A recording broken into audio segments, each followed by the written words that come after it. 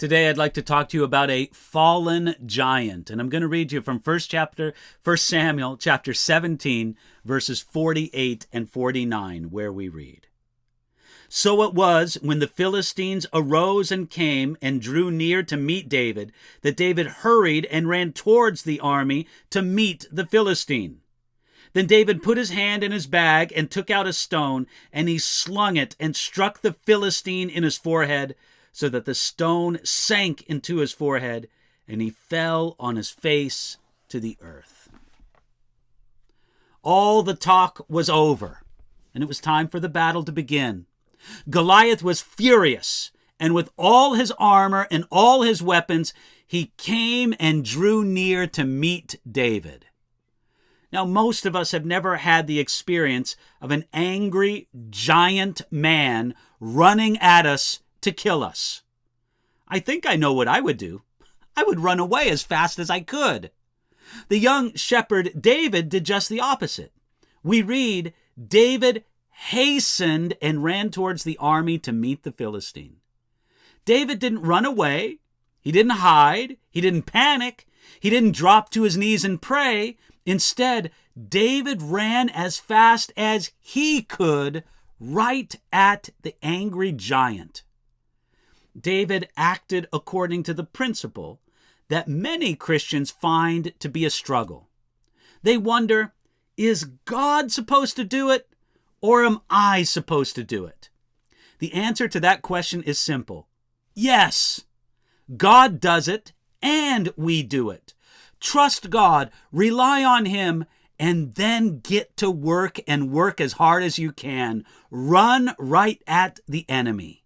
That's how the work of God is done. Charles Spurgeon spoke to this point. That great preacher of Victorian England said this, "The lazy bones of our Orthodox churches cry, 'God will do His own work,' and then they look out for the softest pillow they can find, and they put it under their heads, and they say, 'The eternal purposes will be carried out, God will be glorified.' That's all very fine talk, but it can be used with the most mischievous design. You can make opium out of it, which will lull you into a deep and dreadful slumber and prevent your being of any kind of use at all." Well, as David ran at Goliath, he prepared his strike. We read, he slung it and struck the Philistine in his forehead so that the stone sank into his forehead and he fell on his face. David had the calm hand and the careful aim of someone who really trusted God.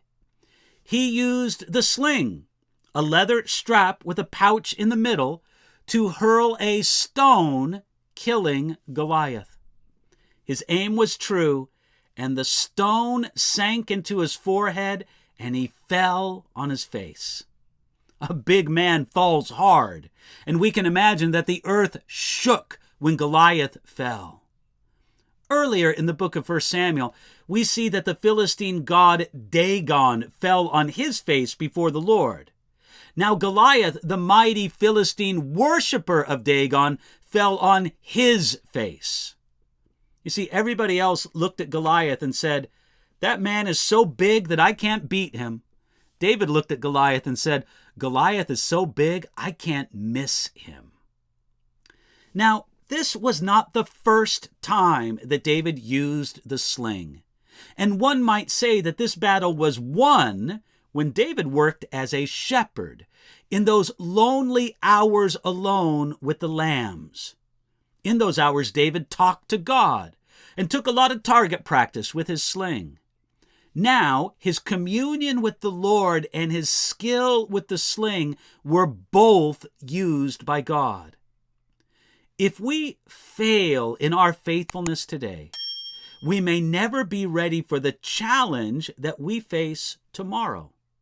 Hey, ask God to build within you a great faithfulness in the present, maybe boring things of today, and God will use that to work in your life to meet great challenges in the future.